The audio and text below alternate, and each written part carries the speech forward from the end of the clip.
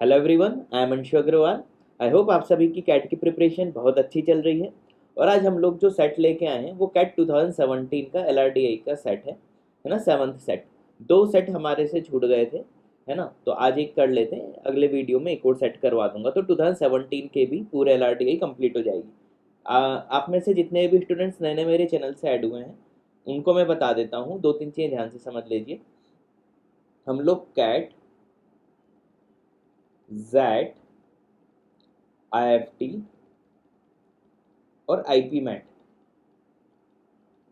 और एक सी मैट, इनके प्रीवियस ईयर के पूरे क्वेश्चंस जितने की ऑफिशियल क्वेश्चंस हैं वो हमारे चैनल पे अवेलेबल हैं। कैट के आपको 2017, 18, 19 और अलजेब्रा कैट की 1990 से लेके अभी तक की जितनी भी कैट में आ चुकी सबका आपको पूरे वीडियो सॉल्व मिल जाएंगे। जेड के भी आपको क्वांट पूरी सॉल्व मिल जाएगी 2015 से आई थिंक, और आईएफटी के भी क्वांट सॉल्व मिल जाएगी, आईपी मैट के भी जितना ऑफिशियल है वो सॉल्व मिल जाएगा, सी मैट के भी ऑफिशियल पूरे क्वेश्चन आपको सॉल्व मिल जाएंगे, है ना। अगर आपको ये पूरे वीडियोस की एक लिंक चाहिए, एक पीडीएफ में हमारे पूरे वीडियोस की लिंक है, वो पीडीएफ आपको हमारे टेलीग्राम ग्रुप में मिल जाएगी। डिस्क्रिप्शन में वो टेलीग्राम ग्रुप का लिंक है, तो आप जाके वो ग्रुप ज्वाइन कर लीजिए, वहाँ पे आपको ये पीडीएफ मिल जाएगी। तो आपको इधर उधर हमारे चैनल पे सर्च नहीं करना पड़ेगा, ठीक है। और इतने सारे वीडियोस हैं, आप मान के चलो 150 प्लस वीडियोस हैं जो आपके काम के हैं, है ना। तो अगर इतने वीडियोस हम लोगों ने प्रोवाइड किए हैं आपको, तो उसके लिए चैनल को लाइक और सब्सक्राइब जरूर कीजिए ताकि हमारा भी मोटिवेशन बना रहे, ठीक है। और कोर्स किसी को भी परचेस करना है, डिस्क्रिप्शन पे उसकी लिंक दी हुई है, अभी भी डिले नहीं हुआ है, अभी भी आप करना चाहो तो कर सकते हो, बहुत अच्छे परसेंटाइल ला सकते हो, ठीक है। तो आज ये सेट कर लेते हैं, सेवन्थ सेट। स्क्रीनशॉट लेके आप पहले खुद से सॉल्व करना है, खुद से कर लीजिए, ठीक है। अच्छा, ये सेट करने से पहले मैं आपको एक चीज़ समझा देता हूँ। कई लोगों के ऐसे मेल आते हैं या वो पूछते रहते हैं कि अगर हम परम्यूटेशन एंड कॉम्बिनेशन टॉपिक छोड़ दें, है ना, कैट में या आईपी मैट में भी, तो उसका क्या इफेक्ट पड़ेगा।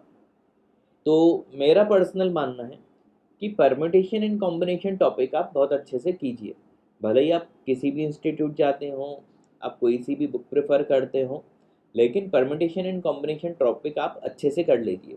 परम्यूटेशन एंड कॉम्बिनेशन करने का बेनिफिट ये है कि नॉर्मली कैट में हर एक दो तीन साल के गैप में, है ना, दो एक साल के गैप में नॉर्मली एक आध सेट वो ऐसा पूछ लेते हैं जिसमें परम्यूटेशन एंड कॉम्बिनेशन के कॉन्सेप्ट यूज होते हैं, ठीक है। तो मान लो भले ही मैथ्स में ना है, लेकिन अगर एलआरटीआई में पीएनसी के कॉन्सेप्ट पे कोई क्वेश्चन आ गया तो फिर आपसे वो भी छूटेगा, है ना। और हर एग्जाम में एक आध दो क्वेश्चन देखो आ ही जाते हैं। कैट में हाँ ऐसा होता है कि कई बार आता है कई बार नहीं आता, लेकिन बाकी एग्जाम्स में आ सकता है, ठीक।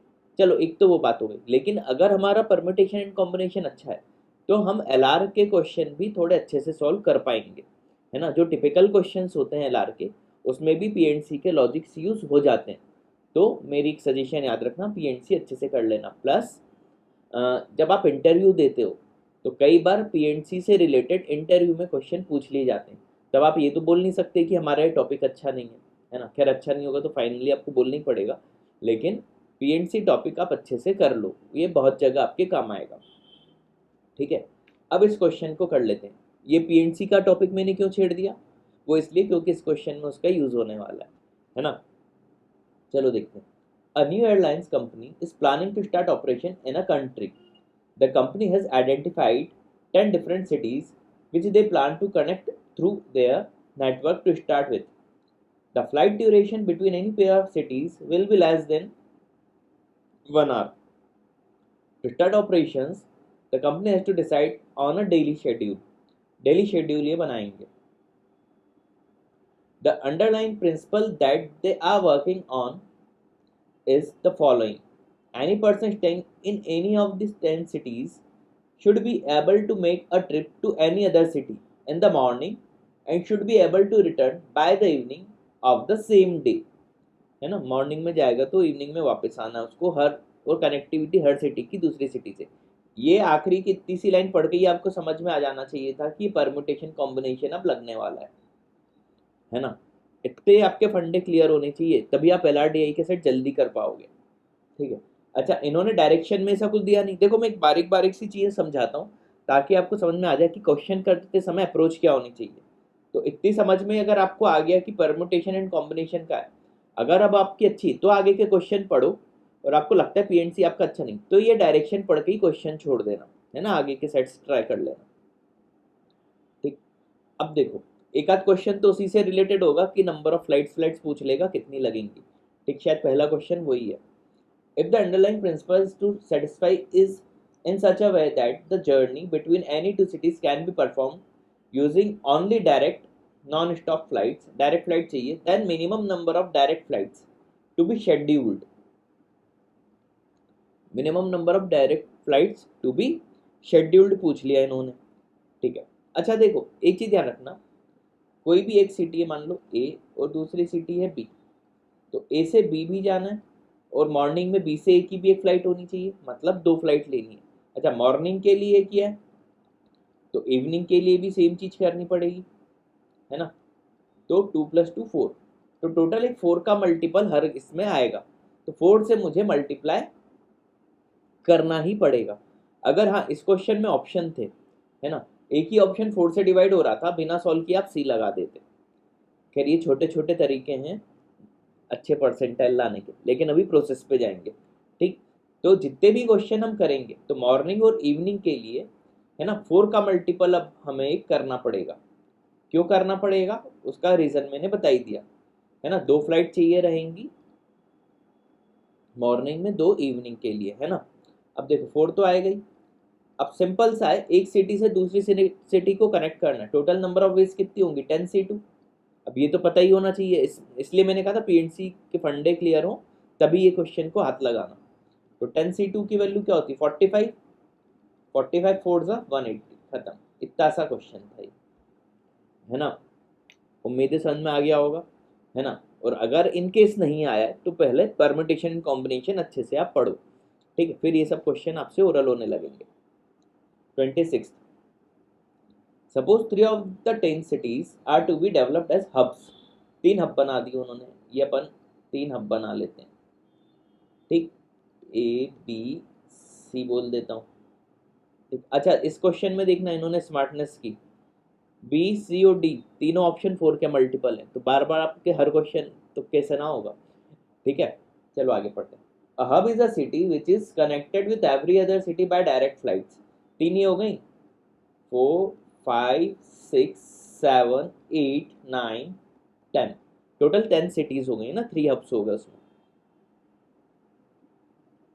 The only direct flights which will be scheduled are originating and or terminating in one of the hubs, या तो ओरिजिनेट होना चाहिए या टर्मिनेट होना चाहिए हब्स पे। ठीक है, then the minimum number of direct flight that need to be scheduled. ठीक है, वही मिनिमम पूछ लिया, 10 cities man without visiting more than 1 hub during 1 trip. एक हब से ज़्यादा नहीं जाएगा, अगर एक हब से ज़्यादा ट्रैवल नहीं कराना तो अपन हब्स को इंडिविजुअल देख लें। तो एक हब से देखो कितने वेज हैं, 1 2 3 4 5 6 और 7, 7 हो गए। ऐसे 3 हब्स हैं तो 7 × 3 कर दो, है ना, टोटल एक हब, तीनों हब से सिटीज की कनेक्टिविटी आ गई। प्लस अब ये एक हब से दूसरे हब भी तो जा सकते हैं, है ना। तो ए से बी, ए से सी और बी से सी, टोटल कितने ये हो गए 3, है ना। उम्मीद है समझ में आ गया होगा। तो टोटल कितना हो गया 24 वेज हो गई, है ना। अब आप सोच रहे होगे ऑप्शन में तो 24 कहीं दिख ही नहीं रहा। ऊपर मेरे डायरेक्शन में एक बात याद रखो, जो भी चीज़ आएगी फाइनली हमें मल्टीप्लाई किससे करना है 4 से, क्योंकि इवनिंग और मॉर्निंग के लिए 96। तो 26 का आंसर क्या हो जाएगा ऑप्शन सी 96। ऐसा क्यों किया था, हब्स को अलग से और हब और सिटी को अलग से, ताकि हम एक हब से ज़्यादा ट्रेवल ना करें डायरेक्शन के अकॉर्डिंग। ठीक, 27, ये सब लॉजिकल क्वेश्चन है ना।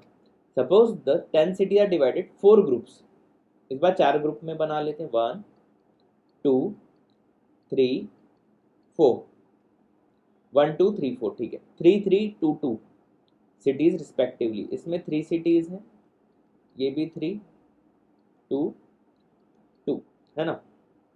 ठीक है, further suppose that the direct flight are allowed only between 2 cities satisfying the following. ये कंडीशन दे दी, देख लो क्या condition.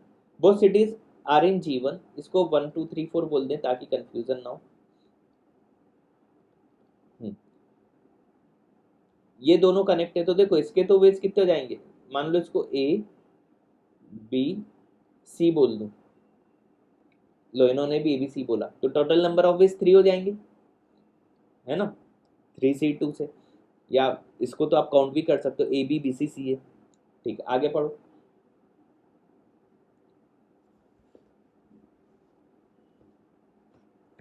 Between A and any city in G2, ए से एनी सिटी इन G2, ये 1 ऐसा हो सकता है, ये इस पे भी हो सकता है, और ये भी हो सकता है, 3 ये हो गया। ठीक, आगे पढ़ो। Between any city in between B and any city in G3, B से कितने आएंगे G3 के 2, बी से अगर देखो तो ब्लू से बना रहा हूँ, एक ये आ सकता है और एक ये 2, और सी से G4 बोला होगा, इसको अगर मैं सी से रेड से G4 कनेक्ट करूं तो एक ये और एक ये।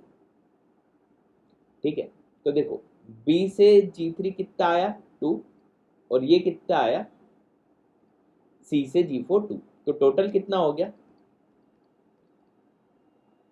10, है ना, इन्होंने 10 कंडीशंस बता दी, है ना। अब क्या पूछा है, then minimum number of direct flights that satisfy the underline principle of the airline. Simple सा क्वेश्चन, वापस से मैंने हमेशा क्या कहा, वापस से 4 से मल्टीप्लाई तो करना ही है, तो अपना ये तो आ ही चुका था, 10 4 ज़ा 40 आंसर, इजी था। 4 वाली चीज याद रखना, है ना, तो 27 का आंसर क्या हो जाएगा 40। क्लियर, ये तो सिंपल क्वेश्चन था, इसमें कलर से आपको समझा भी दिया कि कैसे कैसे कनेक्शन हो रहा है। अगला 28 में भी देखो सब कंडीशन हुई थी, बस आखिरी में ये पैराग्राफ में चेंज हुआ है ना, तो ये ऊपर वाली चीज तो रहने ही देते हैं, अब इसमें नीचे पढ़ लेते हैं। However, due to operational difficulties at A, it was later decided that the only flights would be operated at A would be those to and from B cities, है ना, क्या लिखा है वापस से पढ़ लेता हूँ। It was later decided that the only flights that would be operated at A would be those to and from B। ठीक है, ए और बी का जो होगा उस पर देख लेते हैं, एक ये जो होगा, है ना, cities in G2 would have to be assigned to G3 और G4, और G2 में जितनी भी हैं उसको G3 या G4 में असाइन कर रहे हैं। ठीक है, ये सब हटा देता हूँ, सिर्फ इस पे ध्यान दे, G2 वाले को G3 या G4 पे, और ए से बी वाले इफेक्ट हो रहे हैं, है ना, ए से बी वाले को तो वही किया गया है, ऑपरेंड इवन और later derive only flights that would operate at a would be those to and from B. ठीक है, cities G2 would have to be assigned G3 or G4। ठीक, what with the maximum reduction in the number of direct flights as compared to the situation before operational difficulties arose।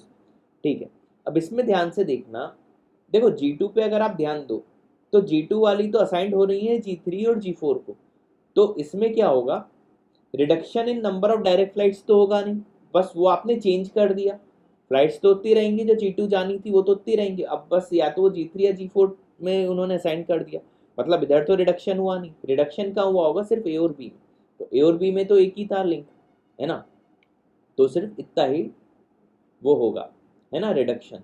अब 1 into 4 वही morning, A to B B to A वाले morning और A to B B to A वाला evening, तो total reduction maximum कितना होगा 4 का, तो आंसर क्या हो जाएगा 28 का 4। ठीक है, उम्मीद है समझ में आ गया होगा, है ना, थोड़े अच्छे क्वेश्चंस थे, लेकिन ये आपसे तभी होते जब आपको पीएनसी का थोड़ा बहुत अच्छे से नॉलेज होता। ठीक, तो मेरा मानना है पीएनसी बहुत अच्छे से करो तो ये सब क्वेश्चंस भी आपसे होते जाएंगे। ठीक है, तो उम्मीद है वीडियो पसंद आया होगा। Thank for watching this video.